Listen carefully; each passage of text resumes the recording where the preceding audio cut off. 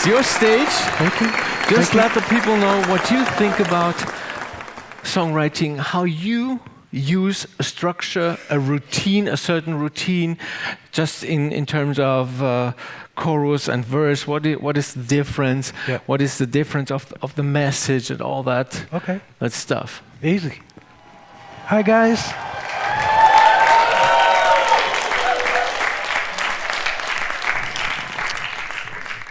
It's good to see you again. Thanks for coming again. As far as lyrics go, because you guys are singers, right? And, well, the music is just 50% of it. The lyrics are 50%. And what you want to do is, what I do is, I start with the chorus, or what we call the hook. You guys know what that is, right? Yeah. Okay, so you want to keep it with under 4 minutes. Your story, your bridge, everything is under 4 minutes. Because you want to hurry up and get to the chorus again. That's the part where most people that can't sing, they sing along with that part. They might not get all the other parts. Now, the other thing is not to do too many licks. I know you guys listen to some songs, you go, oh my God, I'm not going to be able to do that, right? So simplicity is everything, keeping it simple. I always start with, and you can start with the intro of the song if you want, some music. You can start with your verse first, and then going into the chorus. But do it in 8 bars. So you do 8 bars of a intro, you do 8 bars of your verse, then you do 8 bars of your chorus, then you go back to your verse for 8 bars, then you do a 16-bar chorus, so you double it up, right? And then you go to a bridge, which is usually about 8 bars, and then go back to the chorus again for the finale of the song. It's really important to project energy in your song. And even though you're recording and you might, punch in and punch out and stuff like that, make it feel like you're singing this for the first time. And always with emotion. Emotion is really important in singing because it's acting. For the men, you're an actor. For the ladies, you're an actress, right? And each song, if it's under 4 minutes, that's really good because they can play it on the radio and say a DJ might go, you know what, I only got 4 minutes left. Let me throw this song on. And then now you got another chance for that to play again on the radio. Back in my day, there was a payola thing, so, record companies would put out some money and say, hey, play this song 8 times today, right? And it goes in rotation, what we call rotation. But it's all about grabbing your own fan base nowadays, and you can do that. If you look at the money part, how many people do you think is in Austria? How many people? Anybody knows? How many people here in this country? 9 million, right? Okay, so you basically only need 100,000 of the 9 million to spend 10, francs here? Euros. Okay, you only need somebody to spend $10. And if you went to somebody and say, listen, would you spend 10 euros with me once a year? If you got 100,000 people, that's $1 million a year. That's not a lot, 100,000 people. So it's about grabbing your own fan base. And then what are you representing to yourself? What are you trying to say? What kind of artist are you? And you look at that too. That's really important. I'm a social conscious artist, so I write positive music. And I love that because people are tired of bad news. I said that yesterday, right?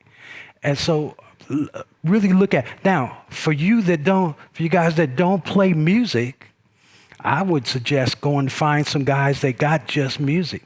They have tracks and stuff like that. And a lot of those guys don't write lyrics.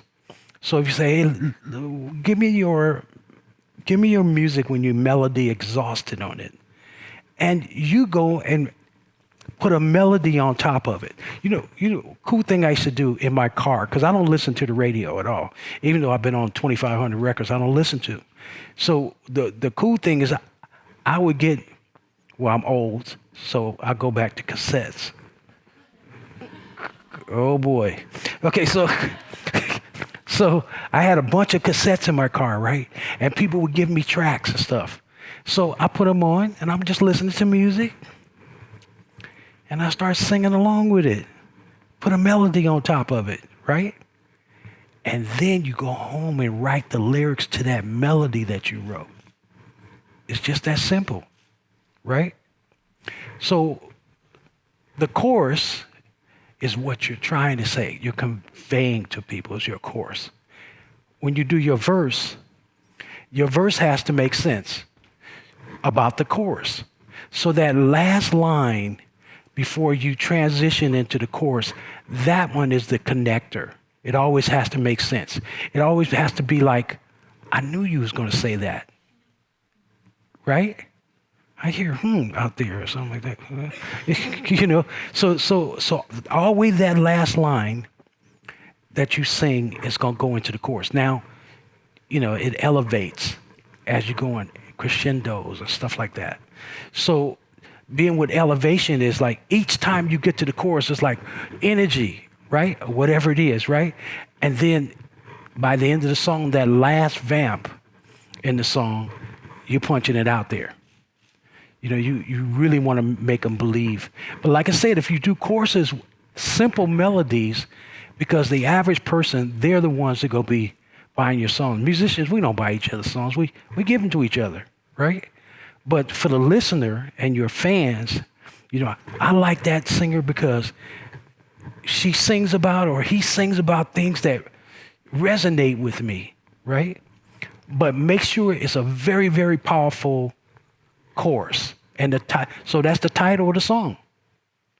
Come up with a title first. And what I do, I write a bunch of, if I'm at a party and there's some conversations going on with people, and then it's a topic about something. And I'm like, man, look at all these people talking about that topic. That could be a song. So I put it in my mental Rolodex. And then by the time I get home, I'm singing that chorus. I got the chorus right there. And then I put it over the track. Then I go to the guy whoever wrote the music, say, hey man, let's collaborate 50-50, right? Or unless you write melodies yourself. I mean, that's real artist to me. For years and years and years, I sang background with people, and you're 20 feet from stardom. They're up there singing, but they're making more money than you, and they're doing the same thing you're doing. So you want to become an artist. And I don't do cover songs, and I don't train and produce singers that do cover songs. I want to know what's going on inside of you. Let's find that melody that really sounds amazing. And you put that out to the world. Now it's about you as the artist. Does that make sense? Right on. Well, listen, I had a great time here. I'm heading back to London now, and I'm sending big hugs to everybody here, okay? Yeah.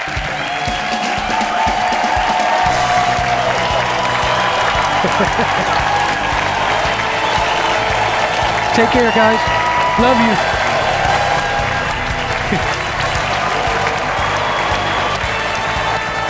Skyler, it was a pleasure. Love you.